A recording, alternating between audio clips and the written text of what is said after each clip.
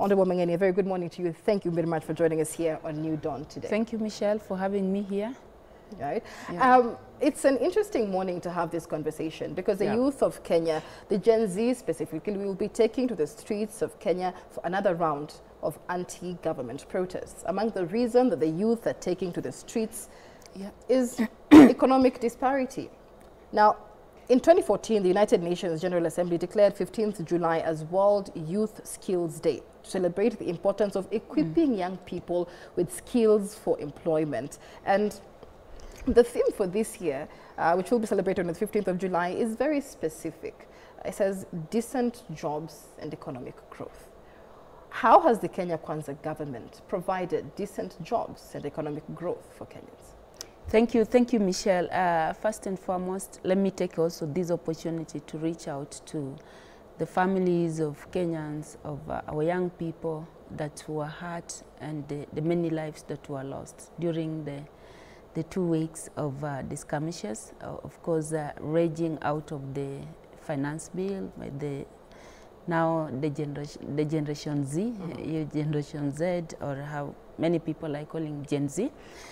And also reach out to majority of our MSMEs, especially in Nairobi and in other cities across the countries, whose businesses were also affected. We are talking of many lives having been lost just in a span of 2 weeks. We're also talking about billions of shillings also having gone down the drain. And this means a loss of so many jobs. For example, if you take a look at the destruction that happened in Nairobi here on the Lithule Avenue, I mean, many businesses that employs close to almost 100,000 people, either directly and indirectly. We have Kenyans who come there every day. They earn a living from there. That's what they used to pay rent to buy food. Now those businesses have come down and they don't have a livelihood. In itself, it may not be like an immediate death, but come to look at it, it is a death also in itself, because something that is condescending in your livelihood, then definitely it sets you back. So it's not a good situation that anybody will really want to cheer about it. And you are right. What is the problem of Kenya? And the problem of Kenya has not just started today. I mean, the biggest problem, if you are to write a thesis of Kenya, is youth unemployment. And not just Kenya, of the continent, of Africa. Why is youth unemployment our biggest problem? One is because we are a young nation. We are averagely 17 years of age, 17 years old. That's an average Kenya. Out of a population of 54 million Kenyans, we have a potential workforce of 20 million. Out of those 20 million people, only 3.5 million are employed formally, are salaried in civil service and in the private sector. 3.5 million Kenyans. And the civil service accounts for less than 1 million. Right. About 900 there, 970,000 there to be precise. So private sector accounts for 2.5 million or thereabout. So we have a whopping close to 17 million Kenyans in the informal sector. And every year we have got an entry of about 1 million young people coming into the labor force. So what does this tell us? It tells us that for us to create jobs in our economy, then we need to support these 17 million Kenyans to create but secure jobs. So we have to look, and where is the space to creating that? So the space is in the MSME sector. Across the world, many economies which are doing well are MSMEs driven. I will take a look at Europe. Look at a country like Germany. It's an MSME. Right. The promises by President William Ruto then were to create a better business environment for MSMEs to thrive, and that would be part of the ambitious social empowerment program to create at least 4 million jobs by 2027. But you look at the statistics and it shows you that about a fifth of SMEs do not survive past their first year. Only a third of SMEs make it past their 10th birthday. Then where is the problem with the business environment? And so, now, the characteristics of MSME Yes, they have a very high mortality rate, and because MSME is not just access to finance. For example, let me look at what were the commitments in the plan and which still remains commitment in the bottom-up economic transformation agenda. First was for us to underscore the fact that we can only create jobs through the MSME sector by first of all decriminalizing work, creating an environment where everybody can thrive, where we can appreciate the various spaces that we exist in, be it in youth spaces, be it in our agricultural spaces, in our cultural spaces, in our talent spaces, and see how then we enterprise those spaces for us then to generate an income. The joy of any state is to make sure that its majority of its population, at least if not for anything, can afford to put food on the table. So we began with decriminalization. The second commitment is to have a look at our operating environment, our business environment, look at the various policy, carry out policy reforms, and create a conducive business environment where people now can create their self-jobs. And that means relooking at our tax regime, which of course we started looking into that, relooking at our licensing regime, for example, or ensuring that we provide decent working spaces or trading spaces for MSMEs. In other words, making our businesses, and especially our micro businesses, look more decent. Because what impact has that had on the plan? So I'm coming to the impact. The third one was enabling access to finance. For us to do all that, you must make sure that majority of Kenyans can access affordable credit. Right. And you know the reason why we have barriers in that space is because most of the population we're talking about at the bottom of the economic pyramid, they don't have means of production, therefore they cannot afford the present day collateral, the conventional collaterals like a title deed, or because most of them are also not employed, they don't have a pay slip that they can go and take loan, you know. So because of that, what is the new form of collateralization where we're going to introduce, which every Kenyans then can have access to affordable credit at any given time. And then of course the fourth intervention was also according MSMEs the common user facilities. Common user in the sense that for you to start, you have a beautiful idea. You don't have to sit down and start now scratching your head about the cost of capitalization, machinery, or what. We can set up common user. What you need is to have your skills and to access affordable credit, and that way you get your business rolling. So what have we done there? Number one, the president committed that in under 100 days, he was going to launch Hustler Fund. And indeed, in under 90 days, Hustler Fund was launched. And Hustler Fund so far, we disbursed 12.8 billion to Kenyans, which have grown up to a loan portfolio of 54.5 million as we speak today. Out of that, we had mandatory saving, which is 5%. And why did we even include mandatory saving on that? So that we start now building the ability of Kenyans, this targeted population, those hustlers at the bottom of the economic pyramid, we start building their credit score. So now the credit score over time becomes the new collateral, becomes the new security that will now give them universal access to credit. And how did we do this? We brought in the private sector. So we partnered with the private sector, including the commercial bank, so that as we rehabilitate and build the ability of these Kenyans to be able to borrow, give them a credit score that is now a new collateral. All right, so let's pick it up from there, because it is known as a financial inclusion fund. Absolutely, yeah. And it was to correct failure problems or market failure problems. Market failure, yes. SMEs against the high cost of credit.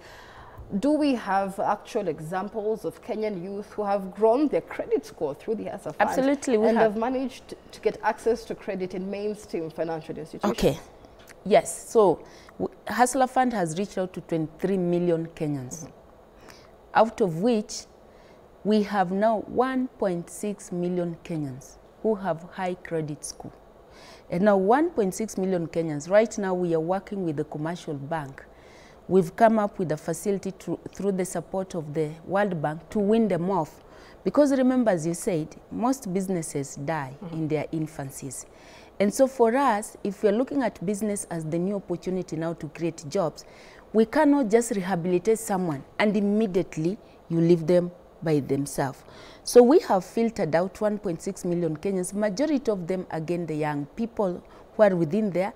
And so part of rehabilitation is not just to access credit alone, is now to take them through a very robust capacity building, which is comprising of linkages to market, so that when we give you a higher loan limit, for example, now they can borrow even up to 1 million to 2 million, but we also get interested to understand the nature of business which you're doing to support you also to access a sustainable market. This 1.6 million today, who are on the verge of being weaned off to now the mainstream financial market, this is where we are going to form enterprises at small size and medium size, which can now create jobs, at least more than one job, I mean my own job, and a job for one more person, for somebody else. And this is how now the journey of creating jobs through the MSME begins at that point. So at this moment, what you're doing, we are now working on the winning off framework. Okay, and I think we can all agree that youth are full of ideas. It's been the barriers to implementing these ideas, but many are wary of even getting this credit after growing the credit score because of the question of how will they pay it back.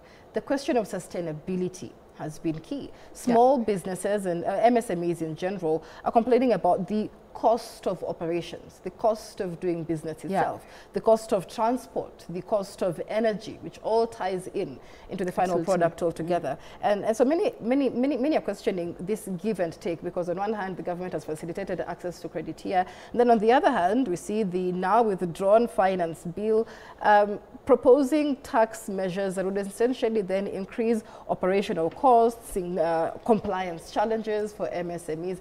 In what ways is the Kenya Kwanza government trying to ensure sustainability and cushion MSMEs from these different policy changes?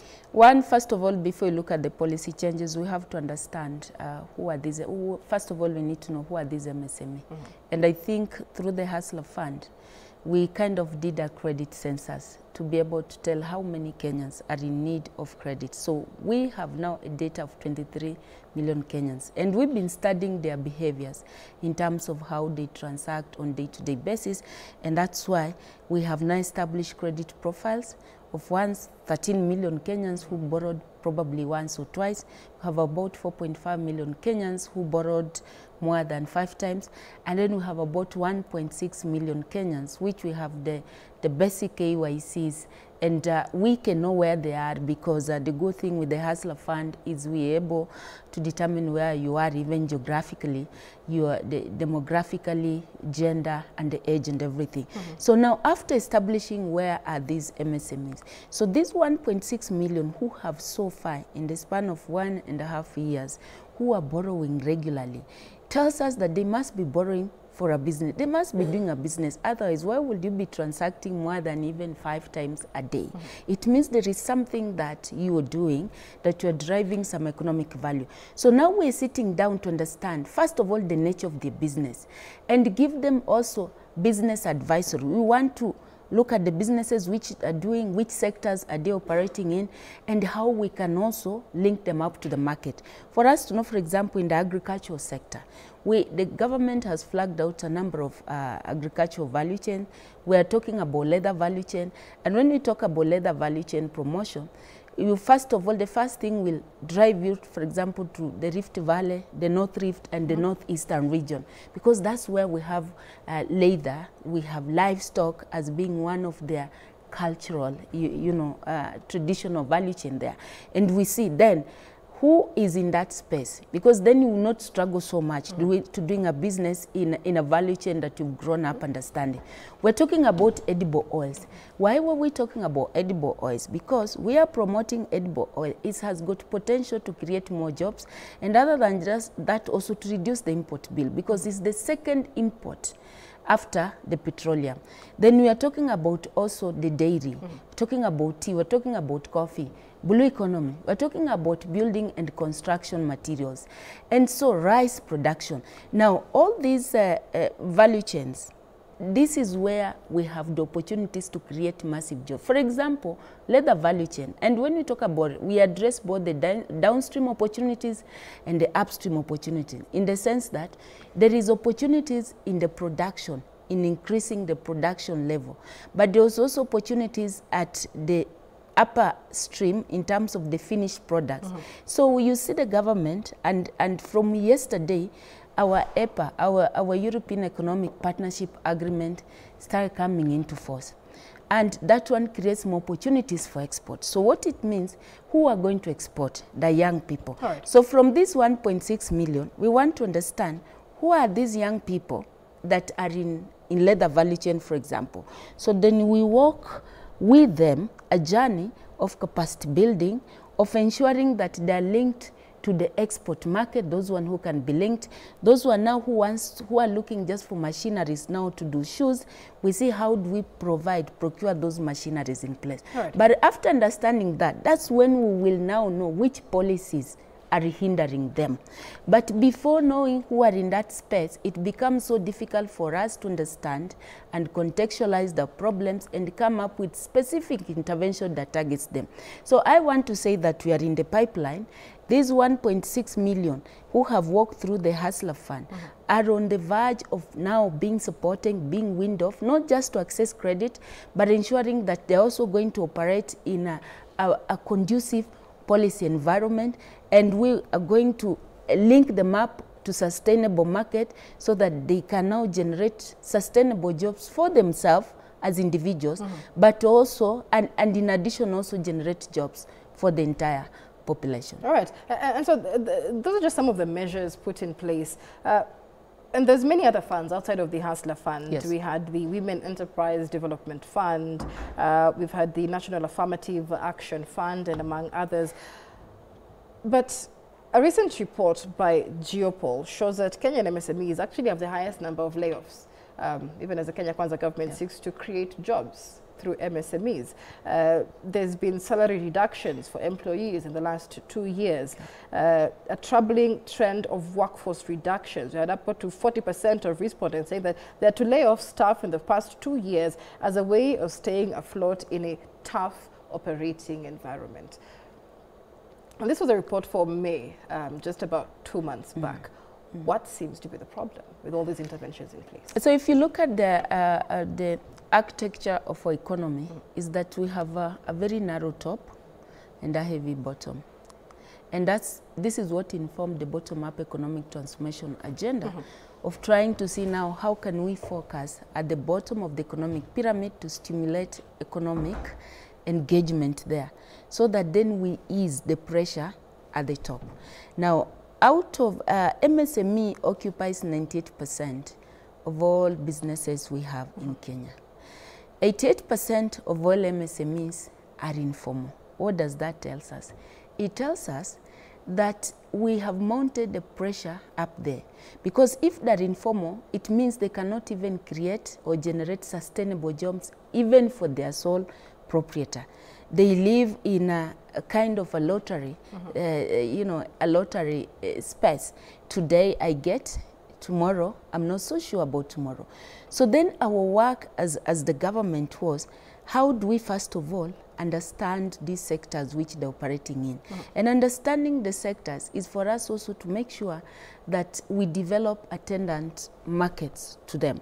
And so when we flagged out the value chains, the key value chains, and we are encouraging the population, please, if you are to invest, consider investing in this key value chain, is because we've seen the opportunities within those value chain in terms of access to sustainable markets. We talk about, and I just mentioned the edible oil. Edible oil, we have the local demand that we have even as a country is so huge.